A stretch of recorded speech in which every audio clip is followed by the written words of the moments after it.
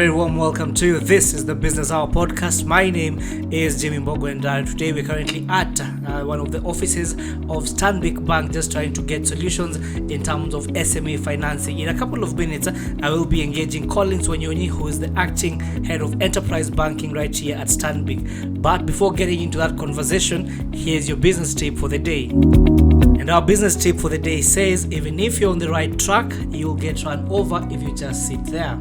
That is by Will Rogers.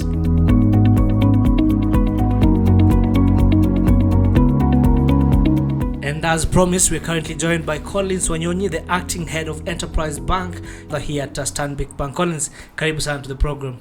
Asante. All right, and let's go straight into it. And one of the questions that we have to answer is, SMEs are complaining we're not accessing credit. What is not happening? I think it's not about not accessing credit, but I think it's how we position our requests. Okay. So if you look across the product parameters that we have, everybody comes in and say, I want a loan. But if you come to the bank, what is a loan? A loan could be an overdraft, it could be an invoice discounting, it could be a term loan. So I think it's about sitting down to understand what you need, and I think that is one of the aspects that Stanbic Bank is striving to address. Okay. Yeah. Now, we've seen a couple of banks coming up with different products to reach out to SMEs. From where you sit and as head of enterprise banking at Stanbic, what are some of the products that you're currently tailor-making for SMEs specifically? So at Stanbic Bank, we pride ourselves to say Kenya is our home. We drive her growth. So we've classified the products that we give to SMEs into three main broad categories. So I'll look at the transactional banking side, which will be your typical current account, and we've designed one specifically for SMEs. We call it a Pamoja account, and this Pamoja, we've waived transaction fees on this account to make it easier for these guys to operate. We also attach it to our internet banking platform, so you can pay as you go. You can operate from wherever you are. After you open an account, you don't have to physically be at the bank to open an account. You can actually open your account virtually wherever you are, and we've been able to do that seamlessly for most of SMEs, especially in this COVID-19 scenario where people are avoiding a lot of paperwork and movement. Off the transactional banking side, we have some bit of lending. Earlier I'd said a loan is not a loan, so we could be a term loan, a business loan, all these other names that we use internally. But the question is, what does this SME want to solve? So it could be a short-term cash request, it could be a long-term cash request. So if you then look at how we've positioned this, I'll look at our trade finance, where SMEs have struggled typically to raise collateral for their facilities. So we've tailored some solutions where you don't need to have that collateral to get money. So we give up to 5 million unsecured. So, and you walk in, you walk out with funds within the next 48 hours. With the funds, we've also done unsecured bid bonds. We give up to $1.5 million or 10 million shillings unsecured for bid bonds. We also give advance payment guarantees. We give bank guarantees for up to $1.5 million, and we only take a maximum of 30% cash cover for that. So technically, we made it easier for SMEs to access these facilities. So we might call them different names, but then we make it easier for the SMEs to access the monies. All right, and I just want to understand from where you sit, when you look at the total loan book, the total bank loan book, how much of this do SMEs account for? If you look at our total loan book, about 35% accounts to SMEs. Of course, we have the larger corporates who take the bigger facilities. Then you have the individual customers, but SMEs take about 35% of our total book. And in terms of volume, when you look at SMEs, how much are they taking on average? I'll classify them into two. The unsecured, the average is 1 million. And then the secured is about 5 million. Okay, so Collins, I know SMEs have been complaining and saying we cannot access credit. It's very hectic getting a loan from a bank and whatnot. But there must be a problem, and also in terms of looking at our SMEs, just besides the fact that you're saying you have a business, in terms of your accounting, there's also a certain risk associated to SMEs. How do we de-risk SMEs? So we look at four main areas when you're trying to address the SME risk. So first of all, look at the ownership structure of that business. Is it a sole proprietorship? Is it a limited company? And you've seen with the recent changes in the company laws where you can have a limited company with one director, which makes life much easier. So that's one bit we look at, because that is taken care of differently. Then management structure. Is it owner managed or is it professional managed? So you could be working for a bank, but then you've employed a professional to run your side hustle. So who is running that business? The other bit that we also look at is industry. Some industries are taken to be high risk. So matatu industry, for example, people say matatu is risky business, but there are people who've been in the matatu business for ages. So, and then the last bit is the market. So what is the ease of selling? Between selling gold and selling bread, how are you running that? So those are the areas that we focus on. So whatever bit and pieces you're looking at for the SME lending, those are the main parameters that we want to look at. Because actually that also brings me to my next question. Does the sector in which this SME operates also contribute in terms of how easy it is for you to access credit or not? Yes, it affects. And so I look at some few things here to put into some things into perspective. If somebody is in the education sector, the schools, your cash flow will be timely. Compared to somebody who runs a shop whose cash is coming daily. So if I'm advancing money to a school, I'll probably give them a timely repayment. So the guy will have 3 bullet repayments in a month, in a year. Whereas for the normal businessman, we could have weekly or even monthly repayments to suit their cash flow. Then the other bit also is what internal processes and returns do you put in place? So if somebody buys goods and then has to do value addition for another 1 month before he sells, the terms of engagement will be different from somebody who buys and sells. So if you buy bread, bring bread in and sell the bread in same day, you might not need an overdraft, for example. But somebody who buys the raw materials for bread, the baker who makes the bread, he has to source for this wheat and all that. Before they come, it takes about some period of time for shipment and all that before the bread is now produced to be sold. So he will need a different set of support to run that business. Okay, let's talk about NPLs. And when you look at most SMEs in the country, are they able to repay their loans on time?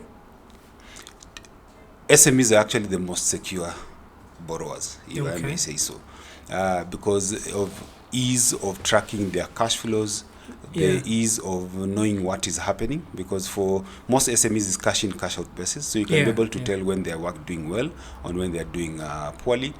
Then the ease of reach to the SME. If the guy is having a problem, I'll give an example of the current COVID-19. We were the first bank that went out to give moratoriums to SMEs, and we actually now considering second moratorium for those who've been adversely affected but they've not recovered.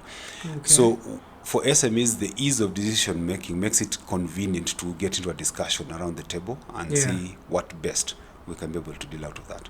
In terms of when you're looking at the risk levels, and I know you've talked about the sector that this SME is in, what are some of the other metrics that you look at and let's say think probably you wanted $1 million but we can only give you 500?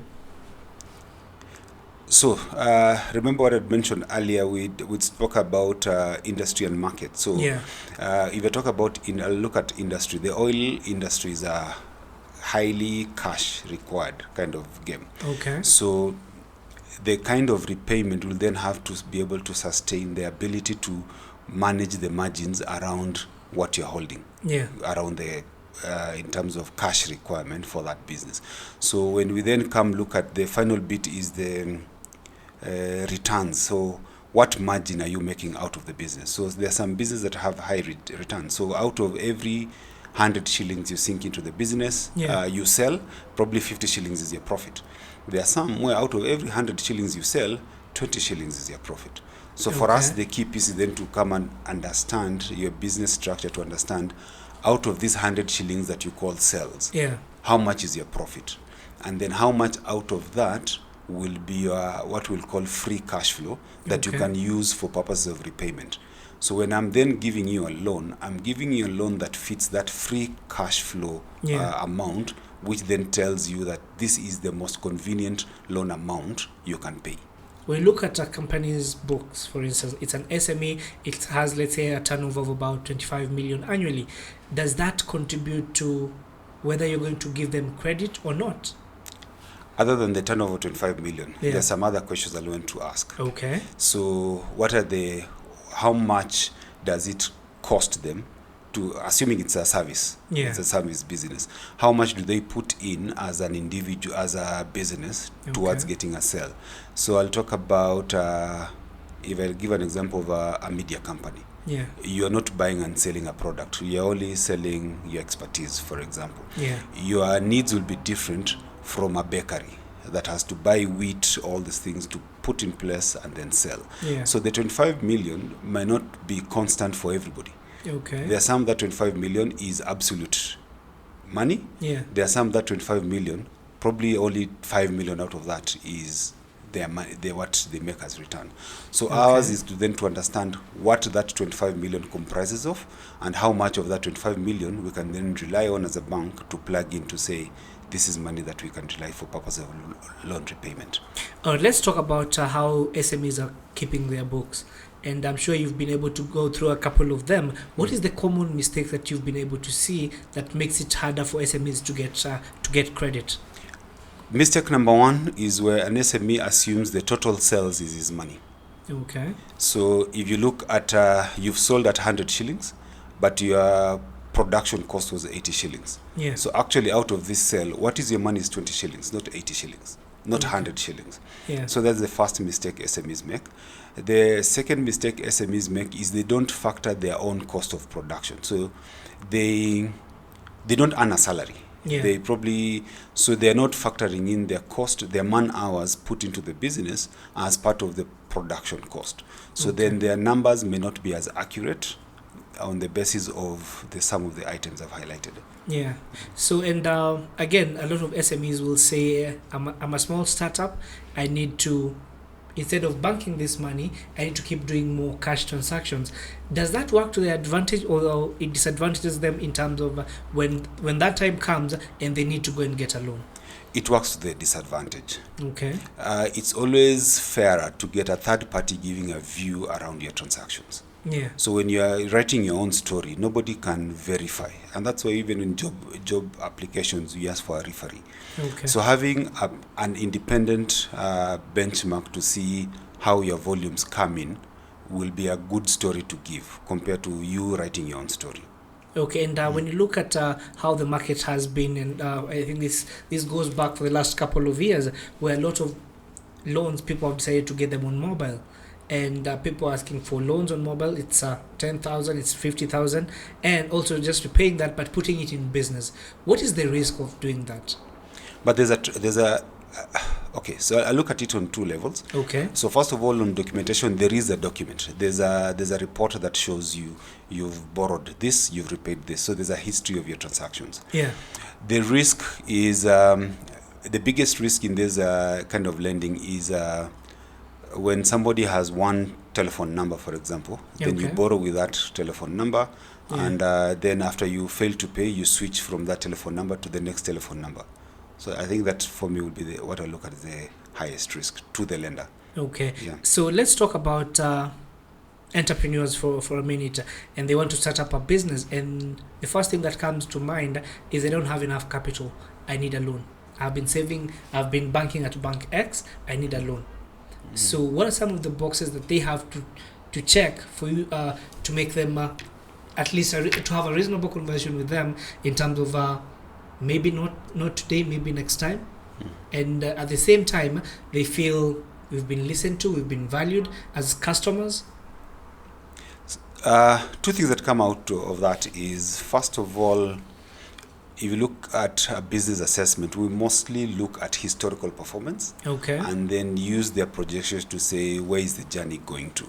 So for most startups now, with the lack of historical performance, it becomes a bit challenging to then say what's the journey going to look into.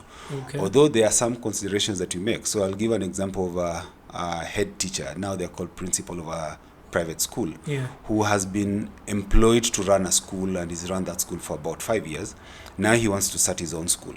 While Okay. he will not be having a historical performance of his own business, Yeah. you can then buy into the historical performance of how he managed the other school as an employee, Yeah. and transpose that information as being somebody who has capacity to run the school. Okay. But that depends on how you write your story as a bank. All right. And when you look at the last 5 or so months, we've seen a lot of banks holding back credit because of COVID and the uncertainties that come with that. What have you been doing differently? Because again, when we were just going through your financials, it's slightly a different story than what other banks have been doing.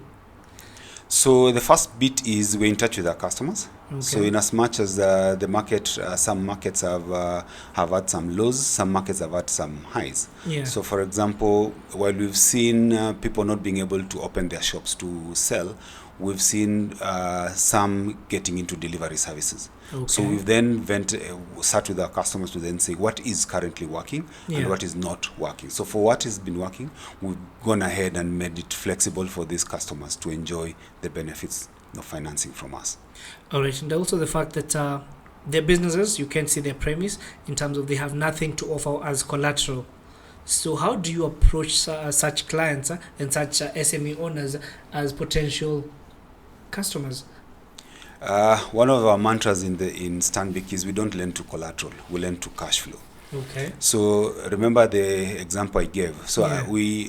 our collateral bit is a last resort. Okay. The first bit we want to look at is, are you able to run your business and how do you make money?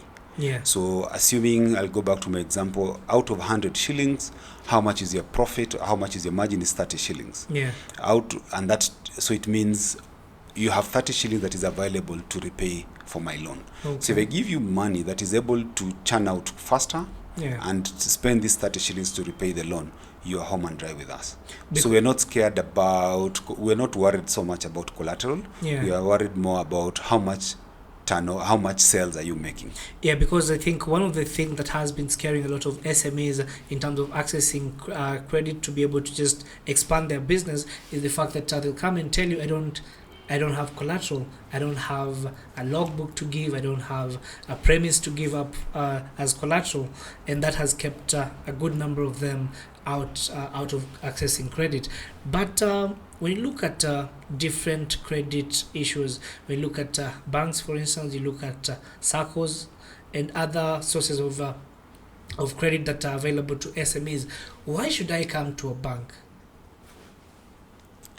So 2 reasons why you need to come to a bank. So the first one is banks are regulated. Yeah. So there's a fiduciary responsibility by the bank to Okay. ensure that they play above board. And 2, there's a customer protection that you have to be taken care of. There are laws to govern you around that. Yeah.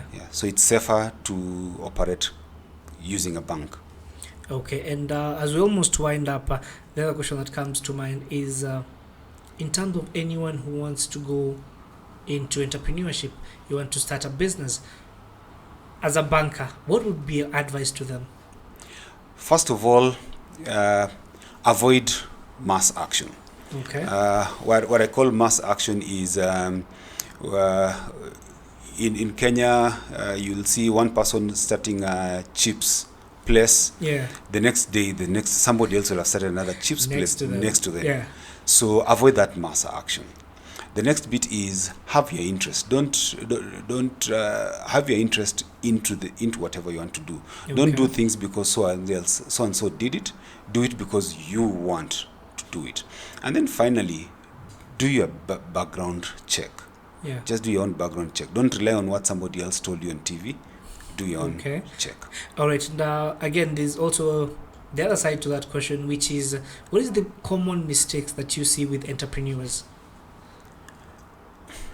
I call ambition is their common mistake. Yeah. It's good to chew what you can, to bite what you can chew. Yeah. And I think most entrepreneurs chew a little bit more than what they can be able to accommodate. And that's where their downfall starts. As we also wait for this to see how Corona pans out. There's also this question that a lot of people have been asking. For you, having been on the back end, for instance, as a banker, you know some of these challenges and what not to expect. What would be your best investment right now? Interesting. So, my best investment now will be in education. Okay. Yeah. Why so? We've seen a twist in education where we predominantly believed that for you to run a school, you need to have a classroom. Now, in the last few months, we've seen that you can actually teach children without being in a class. They can be in their respective homes. So the cost of setting up education facilities, for me then, it means I don't need to have several acreage of land to then put up buildings and all that to take kids through school. I can actually run a virtual school. Great. And indeed, that's a good place to end it. Thank you so much for taking the time to speak to us. And that's how we wrap up this episode of the Business Hour podcast. My name is Jimmy Mbogo. And remember, every hour is Business Hour.